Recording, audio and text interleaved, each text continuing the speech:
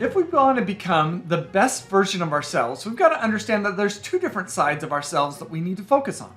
One side is what I call our doing side. This is our talents, our knowledge, our skills, and abilities. If we want to become the best version of ourselves, we have to enhance in the things that we can do. We have to enhance our talent, our knowledge, our skills, and abilities. But that's not enough. We also need to enhance what I call our being side. This is our character, our psyche. This is our overall conscientiousness in terms of how we approach our world around us.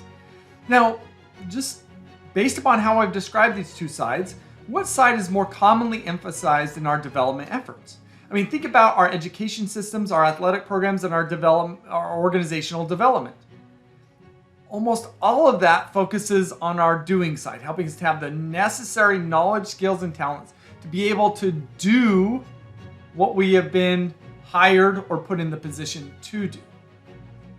But when we add in this being side, we can ask another question. What side most commonly holds people back from being their best selves? From truly operating at a truly high level and having a really deep positive impact?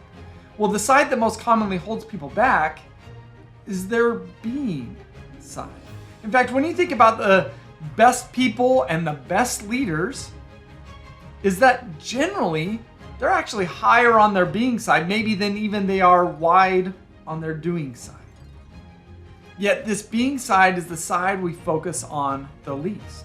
I mean, let me share with you a research study that I found fascinating. I took this from Adam Grant's new book, and researchers studied fourth graders. They evaluated their performance on standardized tests, math and reading. They also looked at their character, proactivity, pro-social abilities, discipline, and determination.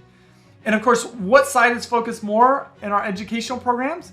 It's on the standardized tests. Yet, what they found is that the character components are 2.4 times more predictive of adult income than performance on standardized tests. Yet we give very little credence to that, particularly in our educational system.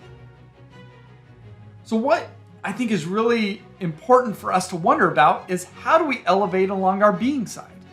Well, it takes a unique form of development that's called vertical development. You see, if we want to improve on our doing side, we engage in horizontal development. That's our traditional forms of development. But if we want to elevate on our being side, we've got to focus on vertical development, enhance our mental maturity, our cognitive and emotional sophistication. And this requires a different approach than what we're used to. But it's a transformational approach. Here's what I'll say. If we engage in horizontal development, that could be incrementally helpful. But when we vertically develop, that's where transformation happens. And that's where magic happens. So when you think about becoming the person you want to become, how much are you emphasizing the doing side and how much are you emphasizing the being side? We truly need both. But we generally don't give enough focus on that being side. So if you want to learn more about how to develop along this being side, of course, I'll produce other videos. I've got my website, ryangottfredson.com. There's some assessments and material to allow you to evaluate the current quality of your being side. And then I've written my book, The Elevated Leader, and my Wall Street Journal and USA Today best-selling book, Success Mindsets.